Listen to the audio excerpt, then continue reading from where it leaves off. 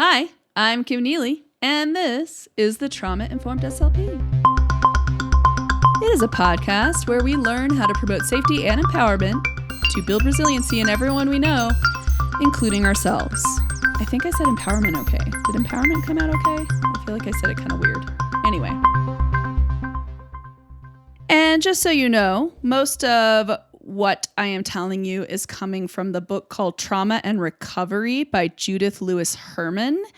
She gave a great history of research and treatment of trauma in Western medicine. And so that's where we're starting with. And I did reference a few other articles that I will include in references in the show notes. But a lot of the quotes that I'm including come from Herman's book, Trauma and Recovery, which I might have occasionally called it Heller, which is not what I meant. Heller is another very prominent trauma author. But that's not the book I meant. I meant Trauma and Recovery by Judith Lewis Herman. That's what I'm going on here. Okay. As usual, I do want to put in a little bit of a trigger warning for this. Even though this is a story that I'm telling you, I am going to make reference to sexual abuse. Not anything in any detail, but just so you know. Sexual abuse, but also people calling the victims of such effectively liars and things like that. So just trigger warning on that. As always, if you feel too much discomfort, please do pause and just take care of yourself, regulate, do what you need to do to calm your body. Definitely don't want any kind of re-traumatization from listening to my podcast. I also wanted to include a little disclaimer for my non-binary friends out there and any trans people listening. When I say men and women in this storyline, really what I want my listeners to hear is women are people who are socialized as women, regardless of how they felt about their gender internally. And the men were people who were socialized as men, usually regardless of how they might have identified internally. Okay. When we look at history, a lot of times we kind of think of the fluid gender spectrum as being a recent thing, but in all actuality, these people do exist, and they did exist throughout history in all areas. It just wasn't socially acknowledged as such. And so history records pretty much what people saw. So just so you know, when you hear me say men and women on this, I'm referring to people who are socialized as male and people who are socialized as female. Okay, throughout this story. Welcome to the start of medical dehumanization issues. Ha ha! How exciting and how fun. But today, instead of making it kind of more of a lecture-based thing and having my outline and my points and my recaps, I want to tell you a story. I want to tell you the story of the history of trauma treatment and awareness in Western medicine. So, take a moment, listeners, and think. When you think of the history of trauma, what do you tend to think of? For most of us, like for myself, before I learned about this particular history I'm about to go through with you, I thought about military, right? World War I, needing to treat the shell shock. That's what I thought of. Turns out that is actually not the start of the study of trauma. It did not start with military. We'll get to why military is what comes into our mind. But it actually started with Freud. Sigmund Freud. What? Sigmund Freud? You mean the penis envy guy? Yes, I do mean the penis envy guy. And this story also really helped me to kind of understand a little more of what the heck was going on with Freud. But I don't want to spoil too much. So we're just going to take this little ride. Join me as we visit late 19th century France. Aw, yeah. Back in the days of the late 19th century, the days of female hysteria. You guys remember what that is? Have you heard of that? Female hysteria. This is that thing that went right along with like the wandering uterus and all that, right? Where like women are just crazy sometimes. Female hysteria developed into a somewhat serious area of study for a brief moment in time in the late 19th century. And a lot of that started with Jean-Martin Charcot. I think I said that right. It looks like Charcot, but I know it's French, so I think it's Charcot. He was a French neurologist in the late 19th century, and he's considered the patriarch of the study of hysteria. Okay? So prior to this, hysterical women were considered to be malingerers, meaning they were doing it for attention, right? It was all in their heads, right? It was a condition that was outside of serious scientific study. But Charcot, being a French neurologist and really into physiology, he wanted to taxonomize hysteria. He wanted to list off all the physiological symptoms and the signs. He wanted to get down to the physiological reason, essentially, behind hysteria. Okay? So, according to Wikipedia, female hysteria, it was a common diagnosis for women. It had a wide array of symptoms. So, anxiety, shortness of breath, fainting, nervousness, sexual desire, insomnia, fluid retention, heaviness in the abdomen. I'm not exactly sure how that differs from fluid retention, but irritability, loss of appetite for food, sexually forward behavior, and a tendency to cause trouble for others. I kind of love that last one. Like, how broad could you get? A tendency to cause trouble for others, right? Like, what does that mean? Like, basically, you want to lock up this female in an insane asylum, and the intake person is just like, so what are the symptoms? And I guess the man who's probably doing this just has to say, she's causing trouble for all of us. It's like, oh, yep, check the box. That's it. Lock her up.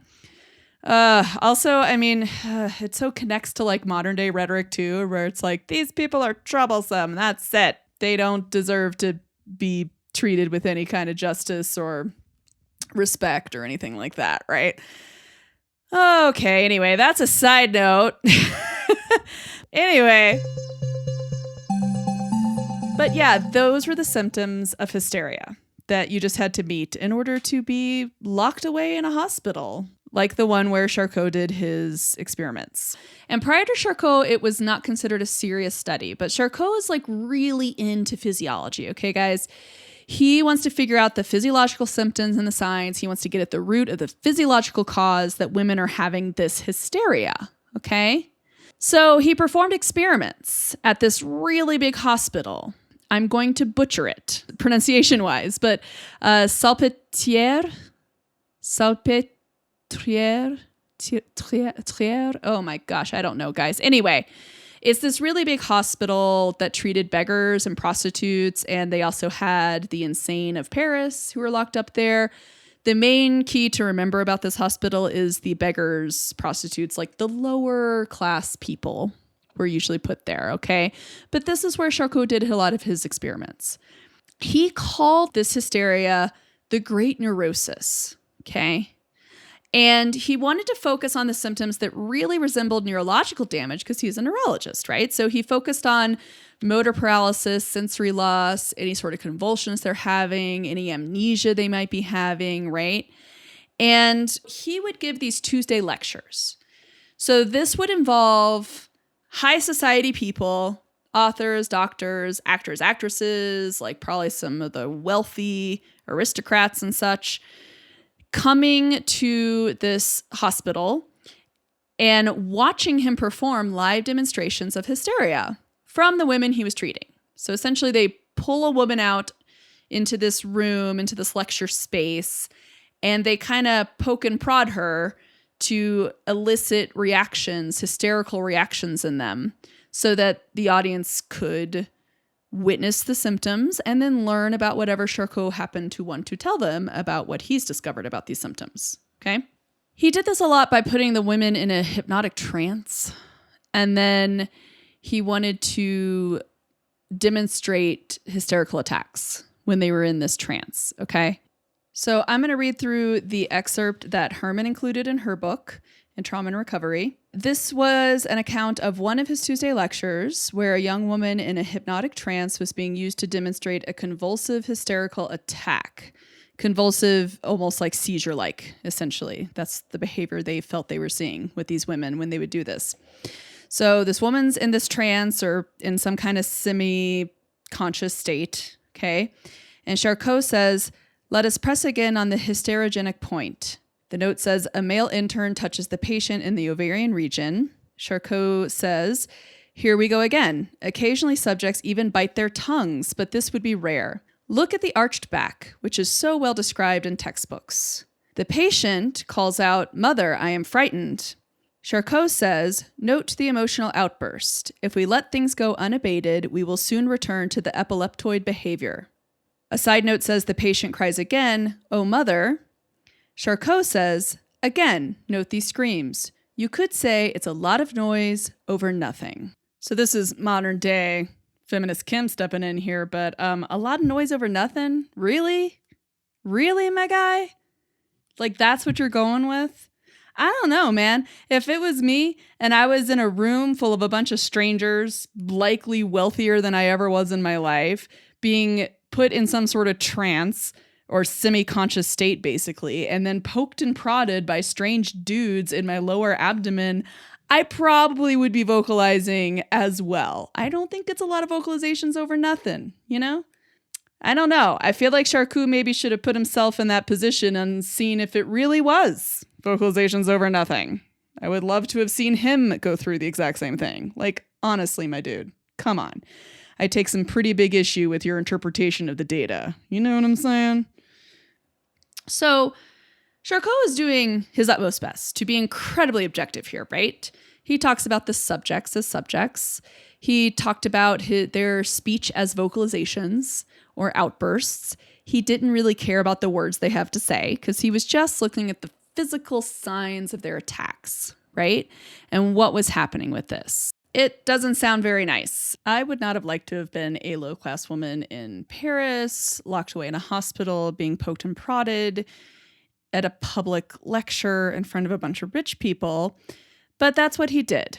And he did it to get attention and to show that he was being scientific with the study, to show that it was something worth serious scientific study. Because remember, prior to this, female hysteria was considered malingering. It was considered just a manipulation of the people around the women. And it wasn't considered something worthy of serious scientific study because everybody just assumed they knew what was up, right? So that's why he did these public lectures. That was his point, was to get the word out that, look, these are real physical symptoms. And look, we can take a real scientific look at these symptoms and possibly discover something about female hysteria rather than just going on the assumption that it's always malingering. What ended up happening is Charcot determined that it was in their head, at least psychologically. So I guess he started thinking more along the lines of what we would call psychosomatic, where it's like, the symptoms are showing up in the body, but it's actually just coming from a psychological state that somebody's in. He figured this because the symptoms were replicable, basically, when they were in this hypnotic trance, when they were in this semi-conscious state. That is when they would show the convulsions and these physical symptoms. So instead of it being neurological in terms of the way he understood neurology and physiology, he felt it was all in their head and it was psychological. So of course, this brings a lot of interest in the emerging field of psychology at the time. So a lot of interest from the founding fathers of psychology. They got really interested in this and wanted to study it. So now enters Pierre Janet, William James, and Sigmund Freud. Okay, these are physicians who made a pilgrimage to Charcot because they wanted to study hysteria under him. And when Charcot decided this is clearly a psychological thing, that got Janet and Freud really interested as the kind of early pioneers in the interest of psychology. So there was a bit of a rivalry between Janet and Freud. They each wanted to be the first one to make the great discovery of what causes female hysteria psychologically. Like, what is the psychological basis for this hysteria? Okay. So what they found is that it was necessary to actually start talking to the women. Revolutionary research method, I know. A little bit of sarcasm for you there. Revolutionary. Men talking to women to actually hear about what they're going through. Man, crazy. So the way Judith Herman says this in her book Trauma and Recovery is that for a brief decade, men of science listened to women with a devotion and respect unparalleled before or since. And honestly, it's kind of sad that it hasn't been paralleled since, and it was only a decade. Blah. So what they did, Genet and Freud both had daily meetings with hysterical patients. These meetings usually lasted for hours. They basically wrote down the case study of everything that the patients were saying, and most of the case study, she says, read more like collaborations between doctor and patient, more like open conversation, essentially. Okay. So what happened is, by the mid-1890s, so Genet's working in France, and Freud, with his collaborator Josef Breuer in Vienna, they arrived independently at similar hypotheses of where hysteria was coming. Both groups, the Vienna and the Genet in Paris group, discovered that hysteria was a condition caused by psychological trauma. That the hysteria were unbearable emotional reactions to traumatic events produced in an altered state of consciousness, which in turn induced hysterical symptoms. Okay. Genet is the one who called this alteration dissociation, which is a term we still use for when we have that disconnect between our midbrain and our prefrontal cortex. And Breuer and Freud called it double consciousness. Okay. I found that so startling when I learned about that. I mean, they both arrived independently at that hypothesis of this was caused by psychological trauma in the women. And they both got to that hypothesis from sitting around and actually listening to the women tell them their stories of what happened to them. Kind of amazing, right? That just the act of sitting and listening actually got them to, I guess it's a little spoiler alert, but got them to the actual root of what was going on. But now that they figured out what the root cause was, now it came time to figure out, why was it in the women, right? Why are men not showing hysteria? What is it that make the women unique? So Genet thought that because the women could be induced to hypnosis, that their dissociation or their hypnotic trances was a sign of psychological weakness and suggestibility. Okay. But Breuer and Freud actually thought that hysteria could be found among people of the clearest intellect, strongest will, greatest character, and highest critical power.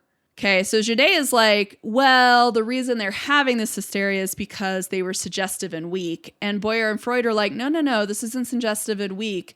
They're having this reaction due to how bad the trauma was, basically. Does that make sense? That's kind of what they're getting at. They're not saying it in quite that many words, but they both recognized that those symptoms that Charcot was seeing were representations of really intensely distressing events. So they're having a reliving of a really distressing event, okay?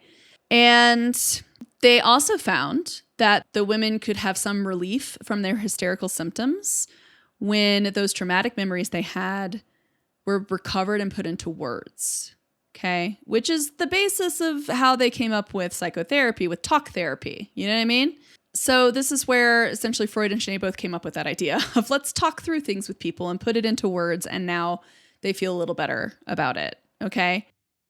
But now the question that pops into my mind is, why did Genet think it was due to the susceptibility and the weakness, the weak-mindedness of women, and Freud saw it as perhaps the severity of the trauma and that it could occur in highly intelligent people, right? So what did these men find? Freud particularly, he kind of followed the thread of memory back the furthest and started to explore the sexual lives of the women. Shouldn't be too surprising since we're talking about Freud, but still, he went into that area because of the recall these women were having, because of the memories they were talking about. You know, the idea of it being related to sexual intercourse or sexual neuroses was not in his mind at first. He sort of thought of it as like, if hysteria relates to sex, that it's actually kind of an insult to the women, right? And the women also saw that too, because I mean, you know, sexy times at the time was more like, you know, it's all private, right? A little too controversial to bring it into the public sphere. You keep it all behind closed doors and you keep it all behind closed mouths.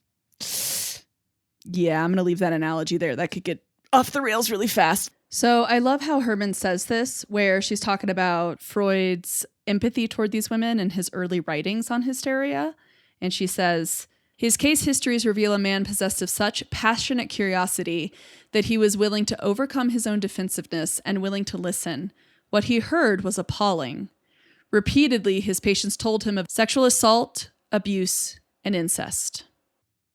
But I just love her acknowledgement of his willingness to listen to these women, regardless of how appalling those messages are. And from a trauma-informed perspective, it's an incredibly trauma-informed thing to be willing to set aside your biases and your assumptions and your presumptions and your stereotypes about people and sit and listen to these stories, and to make space to sit and listen, even when the things you're being told are emotionally incredibly challenging and honestly sometimes rather horrific to listen to, So Freud, in 1896, he put forward a report called The Etiology of Hysteria.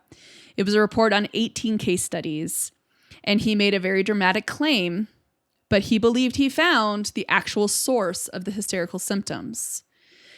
The quote from his own Etiology of Hysteria is, "I therefore put forward the thesis that at the bottom of every case of hysteria, there are one or more occurrences of premature sexual experience, occurrences which belong to the earliest years of childhood, but which can be reproduced through the work of psychoanalysis in spite of the intervening decades." Yeah. He actually put it in writing, folks. Freud put it in writing that female hysteria was from sexual abuse, basically. Cases of molestation and sexual abuse, rape, okay?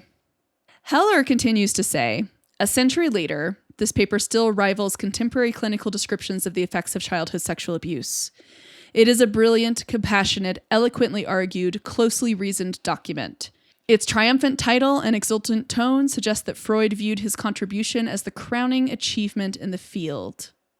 So what the heck happened? If Freud stated this, and he wrote it down, and he's like, I figured out all this stuff, what happened? Why did we never hear about this? Why was this never part of Freud's theories that he became famous for, Why did he become more famous for like Oedipal things and penis envy and repressed sexual desires toward parents and stuff like that? Like, what's up with that? Well, perhaps not too surprisingly, what happened was society. Society happened. The society of the time. The feminist movement started showing up in the late 1870s or so, particularly in France.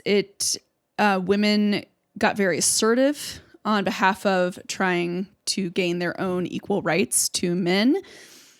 This is white women, so do want to caveat that. Feminist movement in Europe was still very much white women. It wasn't really intended for women of color. But nonetheless, they got really assertive, and the political climate in France got very us versus them, with the them being feminists and the us being the men in all the positions of power. And it included men in positions of science and scientific research. The feminists really were very highly critical of Charcot's work, for example, for the fact that he was just kind of, putting women on display in the context of studying a disease. So there was that recognition that this was not the best. Treating women like they were objects was not so great. And that this science was fundamentally flawed to some extent from the feminists, right? But because this made the political climate very heated, and the men in all the positions of power and the men who held the wealth of the nation very much felt threatened by the feminist movement, that all plays into what it meant for Freud to give this report, see? And for Freud to say their society suffers from this pervasive violence committed against women, and specifically sexual assault committed against young women, regardless of their social status and their class, right? So that added fuel to the fire of the feminist movement, right? And it added an additional fuel to the feeling of being under attack by the men in positions of power at the time, right? So that's something to consider, because within a year, Freud had privately repudiated his traumatic theory of the origins of hysteria. He did so because it was met with silence and disdain from the men in his field and from the men who ran society. Basically, If Freud wanted to have a career, he needed to not talk about the trauma these women had gone through. Because here's the thing.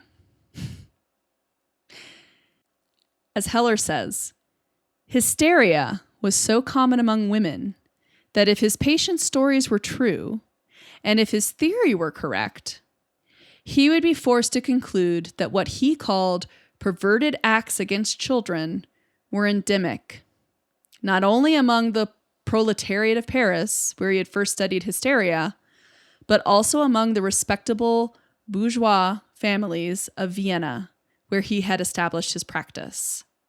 This idea was simply unacceptable. It was beyond credibility. So remember Genet? He was looking at the lower class people at that hospital where Charcot did his studies. But Freud in Vienna, he was talking to upper class women. That's why he was talking to people of intellect and education.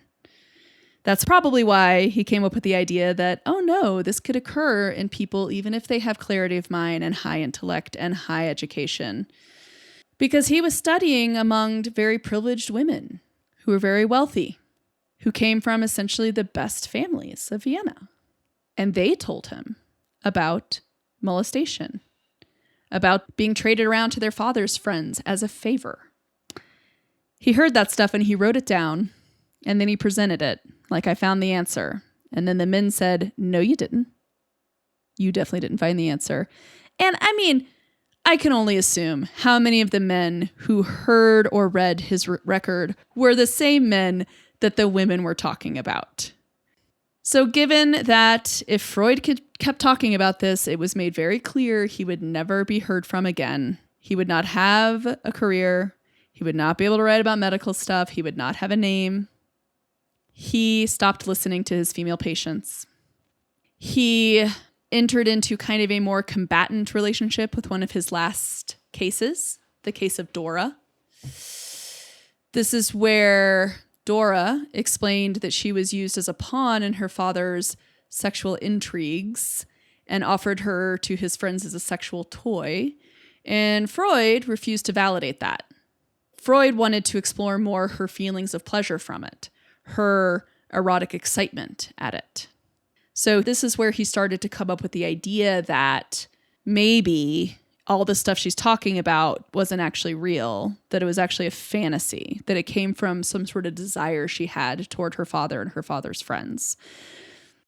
Essentially, I can't help but wonder, I'm not a psychologist, but I can't help but wonder how much of Freud's interest in these secret sexual fantasies of children being interested in their parents came out of this idea of if he felt he had to recant and deny what he initially thought, the only way he could really think to rectify hearing 18 plus women tell him about these experiences, with society saying that can't be real, it can't be true, because that means it's everywhere.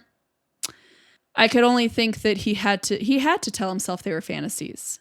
So I almost wonder if that's why he got into a confrontational, place with Dora, is that he just had to find something that explained why so many of these women, so many of these hysterical women were telling the same stories. And I think boiling it down to these experiences weren't real, that they were actually just fantasies, that these women were confused about reality versus fantasy, was the best way he could think to do it. And in fact, Heller continues on to say that by the first decade of the 20th century, without ever offering any clinical documentation of false complaints, Freud had concluded that his hysterical patients' accounts of childhood sexual abuse were untrue.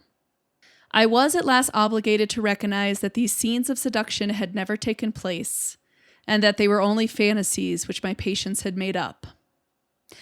And when Freud recanted, this was the end of the study of hysteria. And as much as I want to think Freud was such a coward for recanting, there might have been some truth in the threats of him not having a career. Because you might remember, Genet was also doing this same work with a slightly different female population in Paris. So why was Freud's recantation the end of this study? Well, Genet didn't abandon his theory. He felt that the hysteria still was rooted in trauma, and especially sexual trauma. And he didn't retreat from these hysterical patients, but his works were forgotten. His writings were neglected. His ideas were rejected by the scientific community. He kind of fell away from psychological history because he didn't recant. So if Freud had done that, perhaps this podcast wouldn't have happened, because perhaps this history would have been so well buried that perhaps even Judith Herman wouldn't have thought to write a chapter on it in her book. Just kind of an interesting food for thought. But this is what I mean, is that there is dehumanization in science, there is dehumanization in medicine, because there's dehumanization in society at large. And because dehumanization is a very powerful and persuasive way to get people to deny the existence of atrocities. And so to close this out, I'm going to include some excerpts from Herman's book. No matter how cogent his arguments or how valid his observations, Freud's discovery could not gain acceptance in the absence of a political and social context that would support the investigation of hysteria wherever it might lead. He went on to develop a theory of human development in which the inferiority and mendacity of women are fundamental points of doctrine. In an anti-feminist political climate, this theory prospered and thrived. End quote. So perhaps not too surprising to us in today's world to know that because the people in charge of society at the time wanted the supremacy of men, wanted to maintain their positions of power by maintaining a sense of superiority over other genders, other people of different races, et cetera, they really liked that theory that said it's all fantasy. And I can't help but wonder if really Freud came up with that theory, because how else would you rectify recanting the knowledge that you know, right? He knew these women went through all this abuse and suffered this violence at the hands of their own family members, at the hands of men who were supposed to love them and care for them. And he had to recant it if he wanted a career. How else are you going to rationalize that, right? Like, that's a huge cognitive dissonance for Freud to have, to say, like, I have to somehow deny these people their victimhood and invalidate it. And I have to do it under some sort of guise of psychology or science, basically, because that's what he knows and that's his field, right? And this is what cognitive dissonance does. It makes us justify things in our mind. So I can't help but wonder if his whole repackaging of the message, the reason he went with that is partly because of the threat of the feminist movement, but also perhaps partly because of, and this is my own just guessing here, but maybe it's also because of how difficult it would be to rectify the denial of victimhood to people he listened to so closely to for so many months. But if it's all fantasy, then they're not really victims, right? It's not really real. So you don't have to feel too bad about denying it. After the turn of the century, this whole line of trying to figure out what the answer was to female hysteria just fell away. It fell out of popularity. Nobody was that interested in it anymore.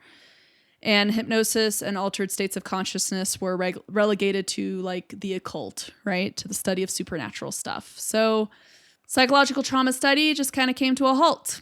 And it didn't really get picked back up until World War I, when young men went off to war, and they came back with psychological trauma. They came back with something that was being referred to as shell shock. They came back as different people.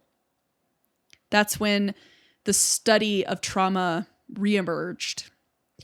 And I find it very interesting that even today, we associate the history of the study of trauma with the military, and we associate it with things like World War I and shell shock.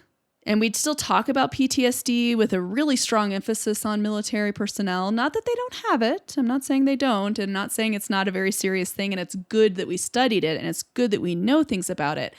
But folks, it wasn't until I think about the 1970s that research into sexual molestation actually began again. It was nearly 100 years later that people started to recognize that PTSD didn't have to just come from military exploits, that it could actually come from childhood experiences and trauma experienced there. It could come from domestic violence and abuse.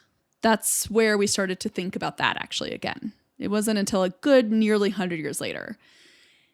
And it's interesting to me that the history of the study of trauma was never silenced once it came down to when men went off and came back damaged, quote unquote.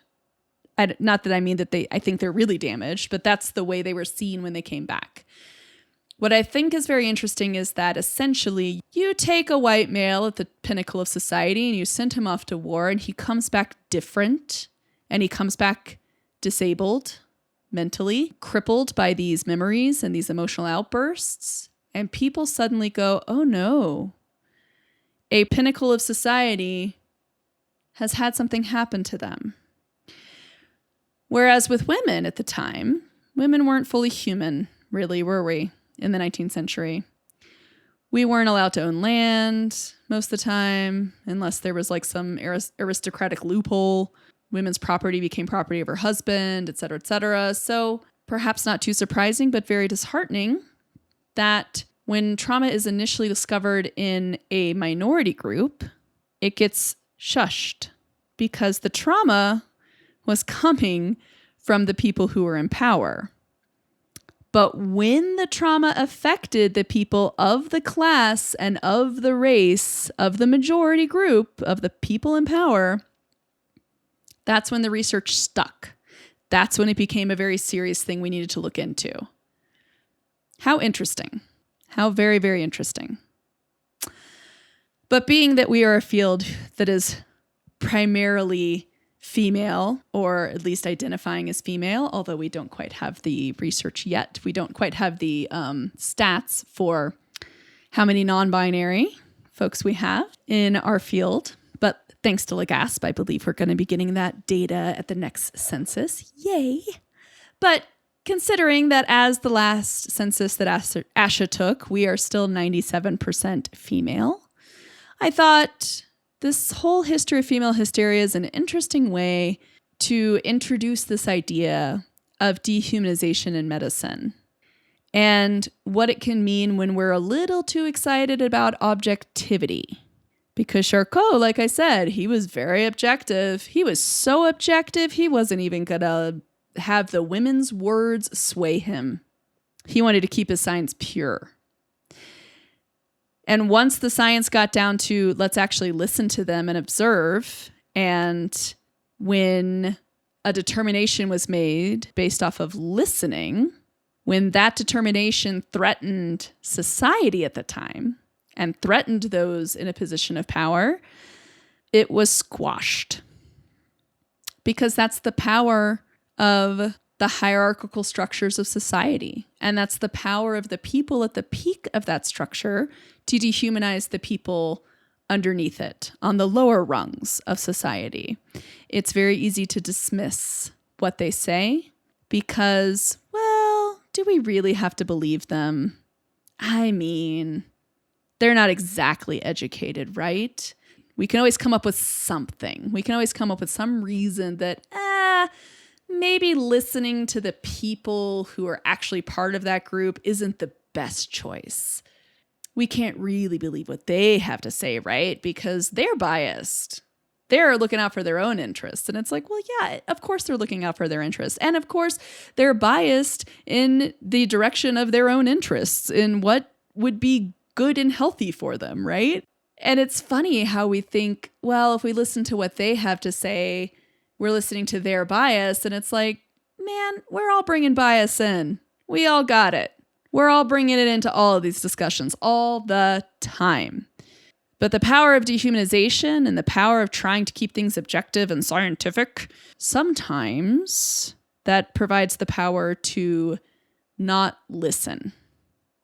And that is not very trauma-informed, my friends. Just not very trauma-informed at all. Quoting Herman again, she says, The late 19th century studies of hysteria foundered on the question of sexual trauma.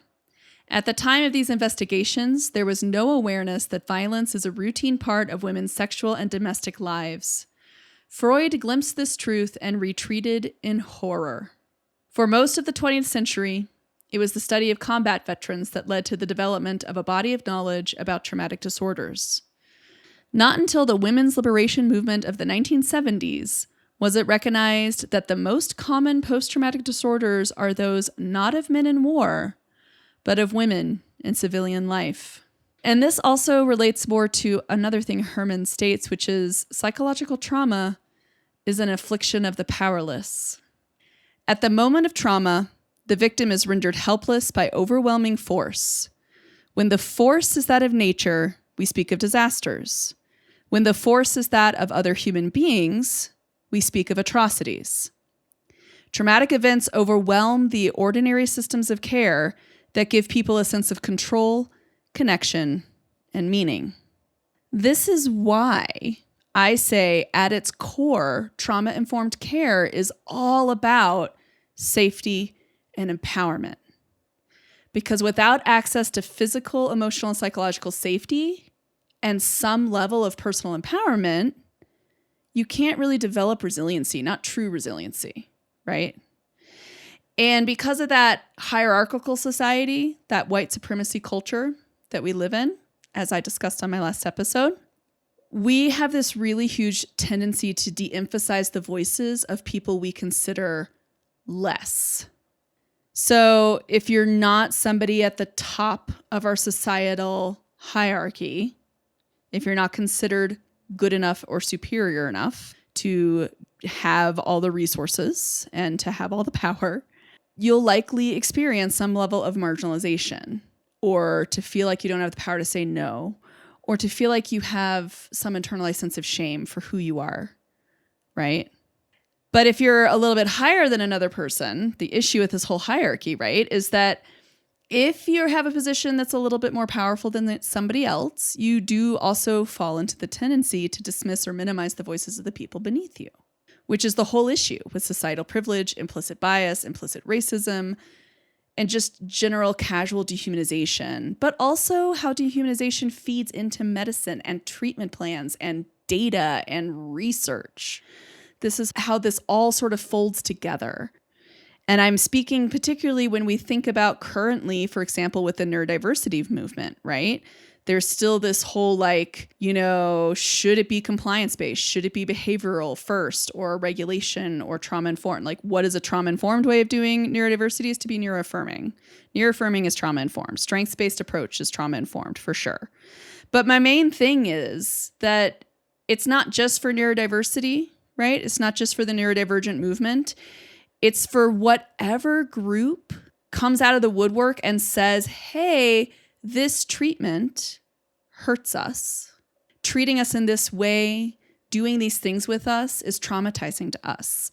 That is a sign that we need to be flexible, we need to listen to what they have to say, and we need to adjust what we're doing, right? Because the science doesn't exist in a vacuum.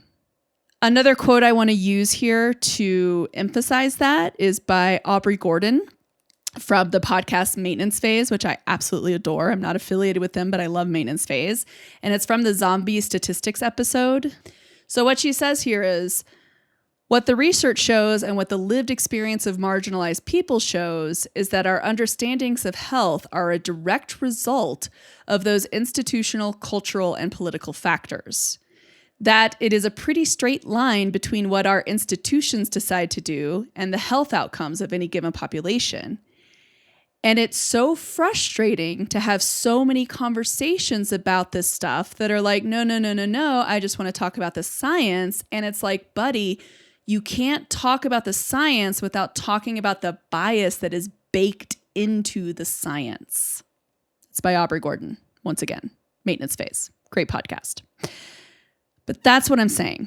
If we're going to use evidence as a way to dismiss when a group says what you're doing is hurting us, we're not being trauma informed, because the evidence, what we should do in a trauma informed sense is look back at that evidence and say, is this evidence for something that promotes someone's safety and empowerment?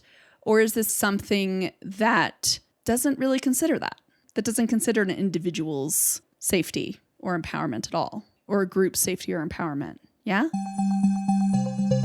So this is leading into why I really want to get into the rhetoric of dehumanization and how it shows up in science and also in medicine, because I do think it also has an impact in decision-making in our own field, because our field effectively comes from a medical stance when it comes to medical training and evidence-based and all of that. And I'm not saying don't be evidence-based. Of course be evidence-based. But I'm saying let's make sure our evidence lines up with the trauma-informed paradigm and our treatment decisions line up with the trauma-informed paradigm. I'm saying this should be the umbrella under which we make our evidence-based decisions, because there can always be erroneous evidence out there that denies the lived experience of minorities and denies the oppression and the trauma that comes from that. And that's not trauma-informed. It's just not, and it never will be. Alrighty, I think it's time to wrap it up for today. So I hope you all have a great week or two. And I hope you do please join me again as we all try to figure out what it really means to be trauma-informed SLPs.